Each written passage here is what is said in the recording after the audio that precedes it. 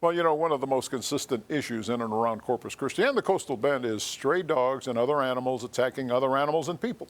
It's the subject of tonight's Troubleshooters, and the location is the Misty Winds Mobile Home Park on Ayers. Now, your Action 10 News Troubleshooters Report. There are packs of dogs running around our neighborhood, and they are killing and eating cats. They've killed a duck. They've attacked an elderly woman out here. The person we just heard from is a resident of the Misty Winds Mobile Home Park. He asked that we not show his face for fear of retaliation, but he took the pictures to show us what he's talking about: stray dogs on the property.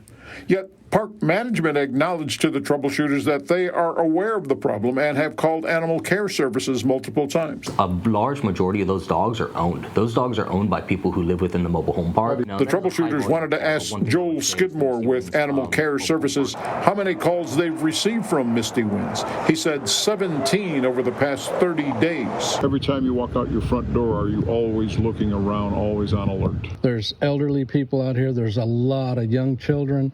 There's people that walk their dogs that could get attacked. While driving through the complex, we spotted a few dogs untethered. Skidmore says a new city ordinance requires all owned dogs to be microchipped. If we are able to determine ownership of those dogs, the owner of the animal that was attacked, whether it's a cat, whether it's another dog, they're able to come up to ACS and they're able to file an aggressive dog affidavit. Skidmore further tells us if the animal isn't chipped, officers can pick it up.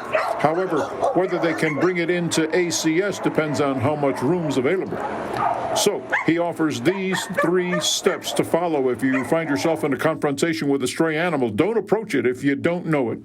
Call Animal Care and the city's 311 emergency number, and don't run. Don't trigger the animal's predatory instincts.